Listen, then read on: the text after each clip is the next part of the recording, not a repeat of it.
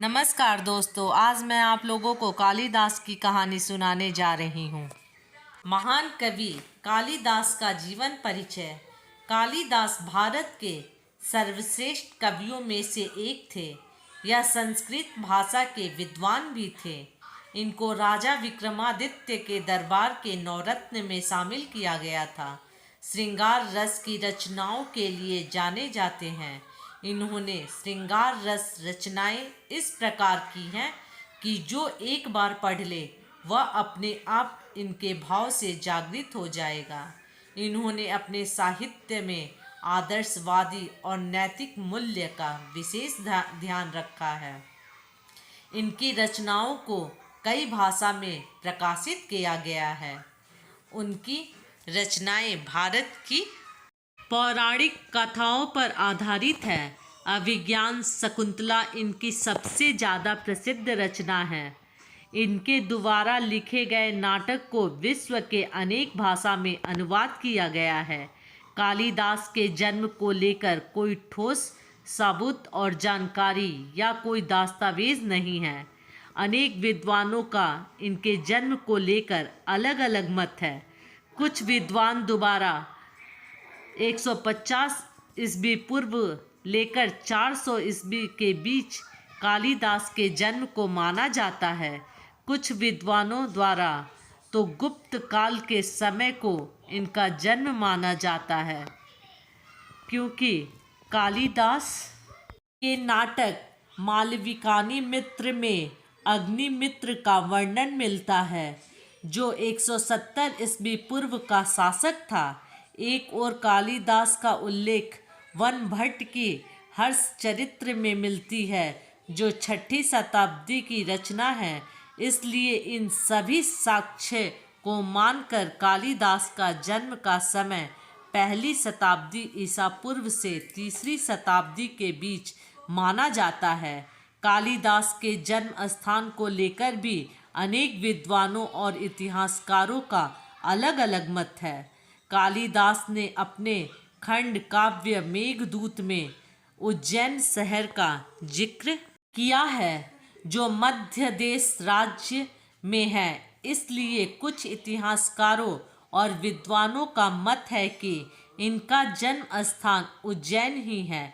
कुछ इतिहासकारों का मानना है कि कालिदास का जन्म उत्तराखंड के रुद्रप्रयाग जिले के कविलांग गांव में हुआ था। यहाँ पर सरकार द्वारा कालिदास की एक प्रतिमा और सभागार का निर्णय करवाया गया है। कालिदास का विवाह राजकुमारी विद्योत्मा से हुआ था, जो एक विद्वान ज्ञानी थी। कालिदास और विद्योत्मा की शादी को एक संयोग माना जाता है, क्योंकि राजकुमारी विद्योत्मा को अपने ज्ञान और बुद्धि पर बहुत ही घमंड था। वह कहती थी कि जो उसे शास्त्रार्थ में हरा देगा उसी से वह शादी करेगी।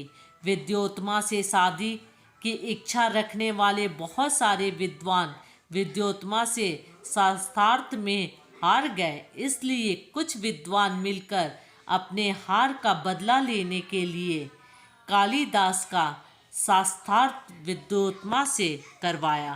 कालिदास एक मूर्ख व्यक्ति थे, क्योंकि जब सारे विद्वान मिलकर एक अज्ञानी मूर्ख की तलाश कर रहे थे, तब उन्हें कालिदास दिखाई दिए, जो पेड़ की जिस टहनी पर बैठे थे उसी को काट रहे थे। तब सभी को लगा इससे ज़्यादा मूर्ख इस दुनिया में नहीं मिलेगा। तब कालिदास को विद्योत्मा के पास ले गए और बोले कि कालिदास हम लोगों के गुरु महाराज हैं, जो आज मौन व्रत किए हुए हैं।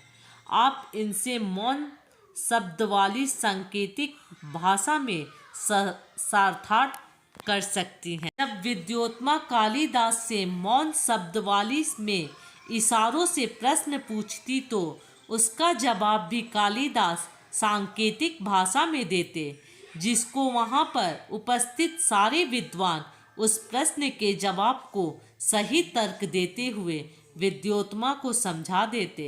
विद्योत्मा ने कालिदास से एक प्रश्न सांकेतिक भाषा में पूछा।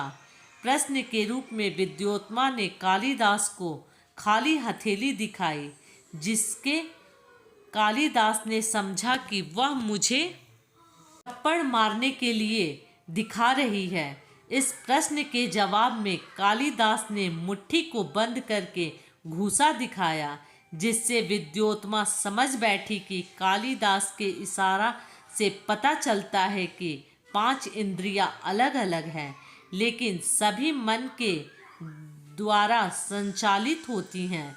इस जवाब से प्रभावित होकर विद्योत्मा ने कालिदास से शादी करने के लिए राजी हो गई और फिर शादी कर लिया।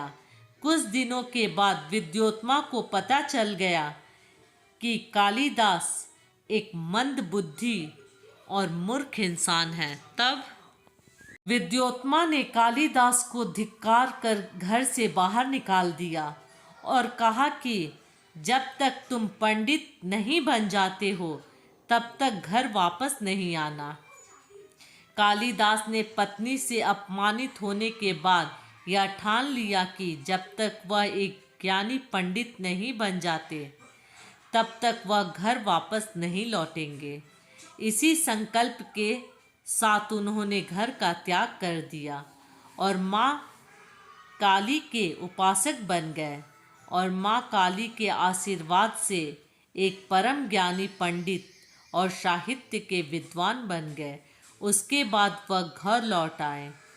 जब वह घर पहुँच कर पत्नी को आवाज़ लगाई तो विद्योत्मा को आवाज़ सुनकर ही पता चल गया कि आज कोई दरवाजे पर परम ज्ञानी आया है। दोस्तों, यदि मेरी कहानी अच्छी लगे तो लाइक, कमेंट, शेयर और सब्सक्राइब ज़रूर करें।